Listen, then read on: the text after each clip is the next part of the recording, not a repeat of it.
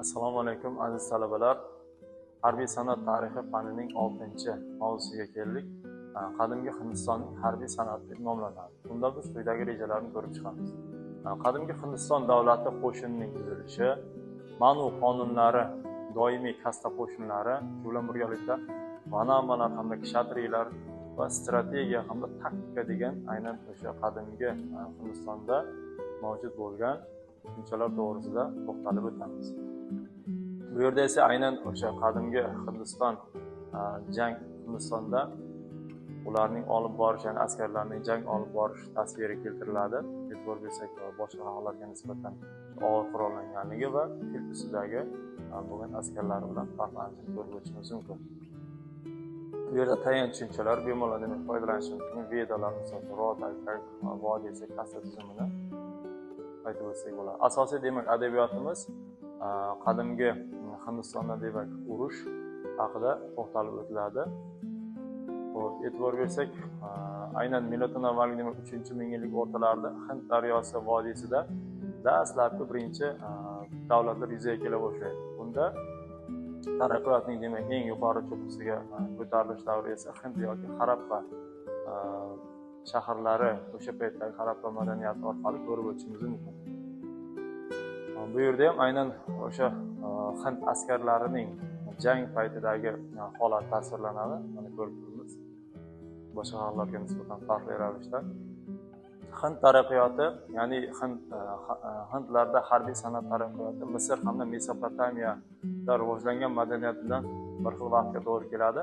Miloddan avvalgi 20-19-asrlarga va asta-sekinlik bilan 20-19-asrlarda demak inqirozga tushgan davr hisoblanadi.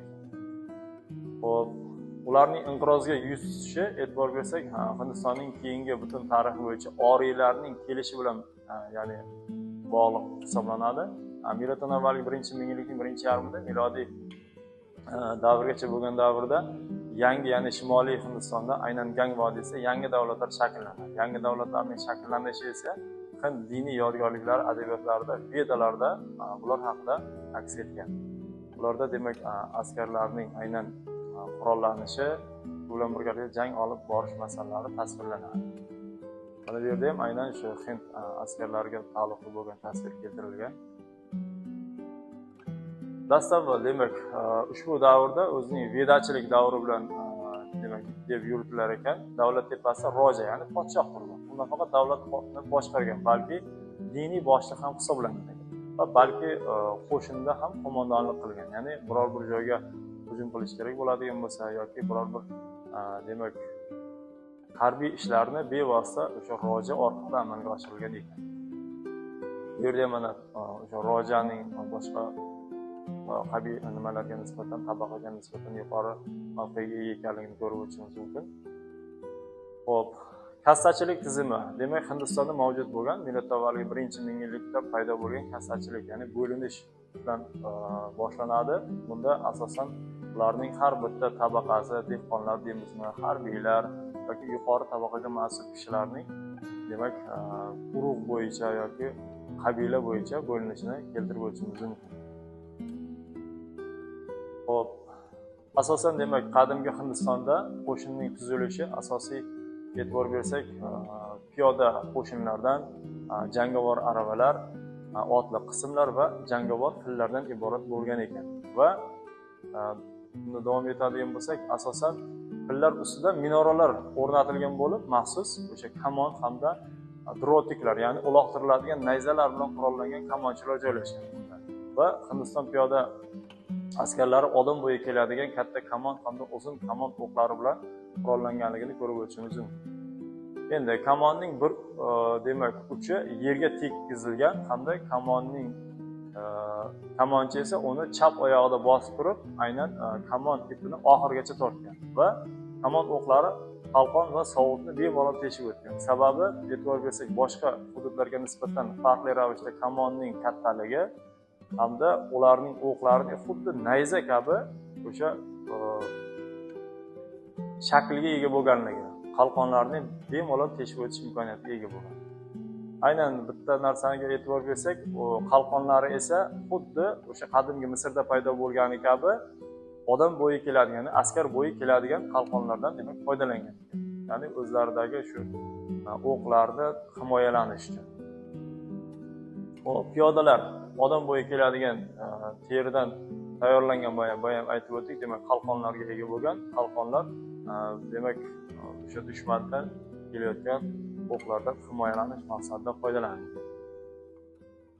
Mana bu yerda esa aynan o'sha qadimgi Hind qabilalari tasvirlanadi. Shu bilan birgalikda otliq uloqtirilish uchun ikkitadan nayzaga va kichik qalqonga ega bo'lgan va ularning otlari egarsiz bo'lgan va keyinchalik lekin degan yuganlar tortilgan va Hindiston shaharlarida minorali devorlar mavjud bo'lgan. Keyinchalik esa shu chuqur keng xandaqlar bilan himoyalanganligini ham ko'rib o'tishimiz mumkin. Mana bu yerda quyidagi boya yuqorida aytib o'tgan ta'riflarimiz keltiriladi. Bunaqa iborat bo'lganligi mudofaa devorining ichki ko'rinishi bu. Mana bu esa demak tashqi ko'rinishi. Demak, bizgacha ma'lum bo'lgan aynan Hindistondagi harbiy ishning yuzaga kelishi, shakllanish jarayoni, ularni qimmatbaho demak nimasi hisoblangan, kitob hisoblangan ma'lum qonunlar bizgacha yetib kelgan. Unda asosan demak qanday masalalar yoritiladi? Dastavval demak urush va tinchlik to'g'risida va mustahkamlangan punktlarning ahamiyati to'g'risida, shu bilan birga urushlarning ma'naviy asoslari to'g'risida, piyodalarning majburiyatlari to'g'risida, yurishlariga tayyorgarlik ko'rish, ularni ta'minlashga qo'yilgan talablar, jang olib borish yoki qal'alarni bosib olishda qanday usullardan foydalanish yoki ularni, ya'ni askarlarni boshqarish jarayonlari demak yoritiladi. Bu yerda demak jangovar fil tasvirlangan. E'tibor bersak, o'sha minorasiz holatda askarlar turibdi va katta demak nayzalari o'zlarining qalqonlaridan iborat bo'lganligini ko'rib o'tishimiz mumkin. Xo'p, qadimiy Hindistonda to'liq davlat ta'minotida turgan doimiy kastalar qo'shinlari mavjud bo'lgan. Ya'ni kastalar qo'shinlari deyilganda o'sha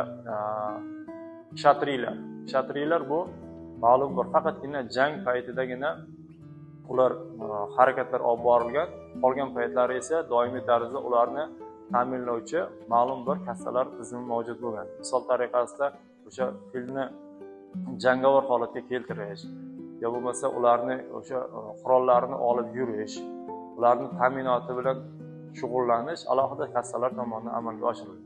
Faqat urush paytida o'sha kshatriylardan foydalanganligini ko'rib o'tishimiz mumkin. Agar sulh tuziladigan bo'lsa, aynan kshatriylar ma'lum bir muddat davomida o'sha dam olganliklarini ham keltirib o'tiladi.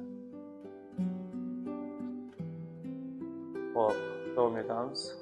E'tibor bersak, jangovar fil, undan keyingi nimamizda aynan misol uchun tekislikdagi jangda jang arabalarini va otliqlarni, suvda demak joyda qayiq va fillarni, daraxt va butazorlarda qoplangan joylarda esa kamonni, tepalikda demak qilichni, qalqon va boshqa qurollarni demak ishlatish lozim bo'lgan. Aynan kshatriylar.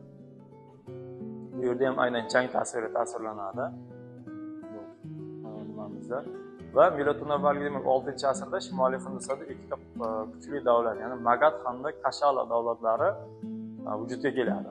Aynan ular misol uchun forslar demak Gandhara vodiysini bosib olgandan so'ng Gandhara to'lov evaziga, ya'ni majburiyat evaziga fors armiyasi tarkibida harbiy xizmatga aynan Hind askarlarini yuborishga majbur bo'ladi.